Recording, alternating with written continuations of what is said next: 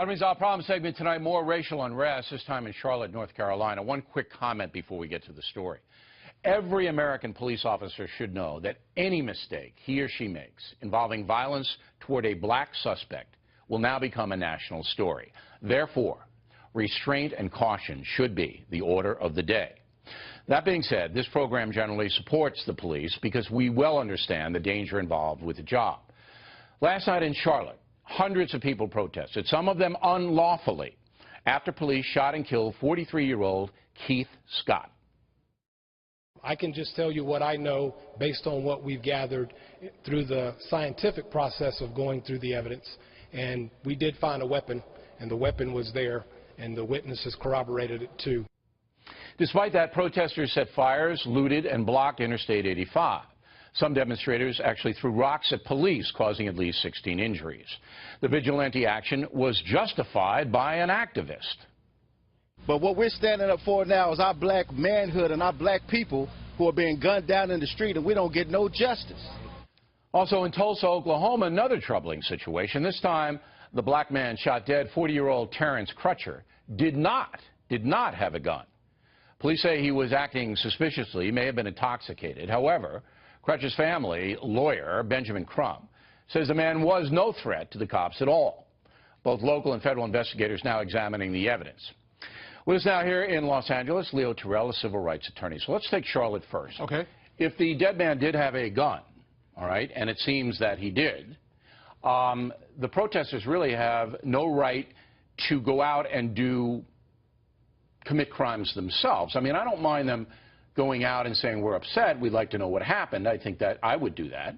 But to throw rocks and to set fires and things like that, totally out of it. Well, I agree with you. Throwing the rocks is wrong, but just having a gun is not justified for shooting or killing this man. Bill, we're assuming that this gun was posing a threat to the officer. Right. I cannot believe the police chief version of the facts yet. The facts are not even in yet. And you know what helps us? Wait. Okay. If the police chief says, yes, which we all heard, he wasn't there, the man had a gun, yes, all right, and witnesses corroborate that, which he said, all right, then in a society that is built upon innocence until proven guilty, yes, you must at least consider that a credible source. Wouldn't you conclude that's a rush to judgment before 24 hours, before a trial, before a DA gets involved? I want to see this case investigated, yes, and evidence.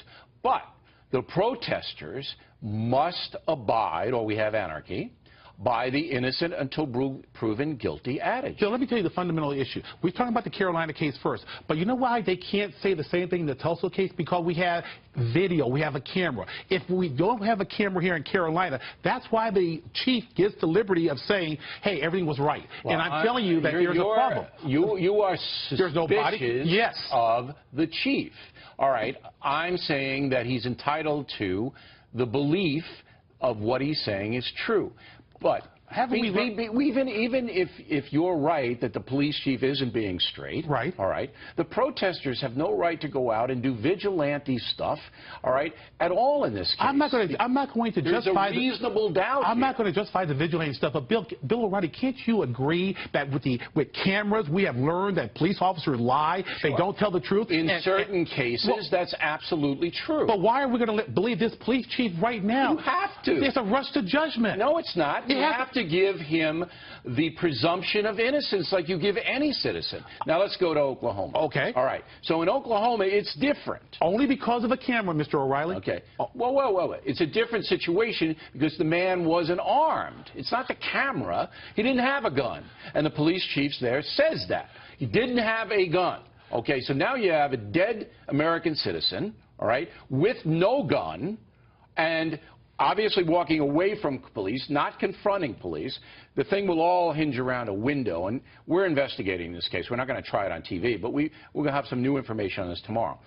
But here, I agree that this is more unsettling, and that if you wanted to protest here, you have a little bit higher ground than in Charlotte. And the only reason why we have a little higher ground because of that camera. Look, we wouldn't even know there. No, because he had no gun. We wouldn't even know that. You know what would happen if there was no camera? The police were in ongoing investigation. We can't release the information. That's the power of that video. No, it isn't. I mean, if they could have, they could have said he had a gun in the car, he's reaching in the car. They could do a whole bunch of things. The fact of the matter is the police in Tulsa were honest. And they said the man did not have a gun or a deadly weapon. The police officer in Tulsa have to be honest because they were going to be impeached by the video. Bill, I'm just telling you right now, I'm not justifying the crime and the damage. I'm saying to you that black people have a problem trusting the police, and video has proven that officers don't tell the truth. I have a sister in law enforcement. Some officers. And it's the 97% of the good officers that protect the 3% that are rotten to the core. Okay. So if protesters know that these kinds of aberrations, A, shouldn't be tolerated, I agree with you. I mean, if the police are shooting down not only black, but anybody for, you know, because they're drunk, I mean, you can't do that. But on the other hand, the black community has to be somewhat restrained before it goes out and starts burning things down. Let me just give you one other point. In that Tulsa case, remember the audio? That guy looks dangerous. Yeah. Why? Because he's black? No, because why he was that comment was acting made? Suspiciously. And they have a right to say he looks dangerous. They have a right to do that. They don't have a right to hurt him. And so, again, we'll have a follow-up on this Tulsa thing tomorrow. Counselor, always good debating with you. My pleasure, Bill.